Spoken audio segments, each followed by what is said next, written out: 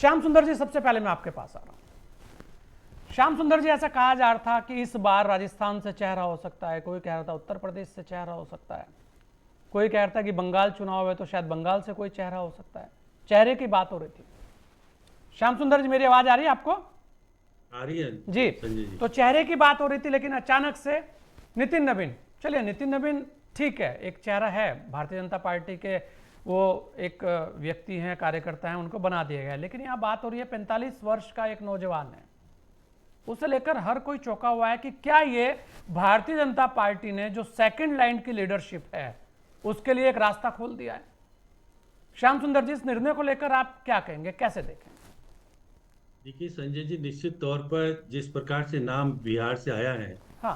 वो देखिएगा, ये एक तो मोदी जी और अमित शाह के आज्ञाकारी रहे, और चुनाव में इन्होंने बेखूबी तरीके से बिहार चुनाव में जो कुछ संगठन के रूप में काम किया, और मंत्री के रूप में 2021 से हैं वो। और ये कहा जा सकता है कि आने वाला समय बंगाल का चुनाव है और पूर्वी राज्यों के चुनाव होने हैं। ऐसी स्थिति में ओबीसी का चेहरा ला करके, एक का चेहरा ला करके मोदी जी और अमित शाह ने एक बार फिर चौंका दिया है। और ये बात सही है कि जिस प्रकार से ये कहा जा, इनका नाम तो कहीं चर्चा में था ही नहीं, आप भी सही बात कह रहे हैं। लेकिन जिस प्रकार से विश्वसनीयता नरेंद्र मोदी और अमित शाह की इन्होंने प्राप्त की, और नाम चौंकाने वाला आया है। लेकिन संगठन की दृष्टि से ये बड़े कामयाब रहे हैं, छत्तीसगढ़ के प्रभारी भी रहे हैं। तो ऐसी स्थिति में आप मान के चलिएगा, अगर छत्तीसगढ़ के प्रभारी रहे हैं और बिहार में जो कामयाबी हासिल करके आगे लाए हो, तो ऐसा विश्वसनीय व्यक्ति।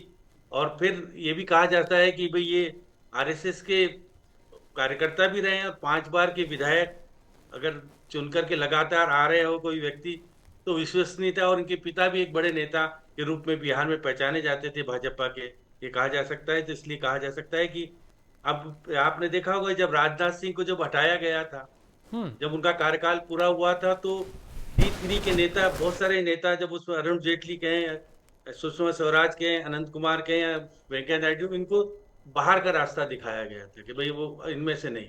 तो उसी प्रकार से number third, D D group के लोगों को भी बाहर करने की बात आ रही थी।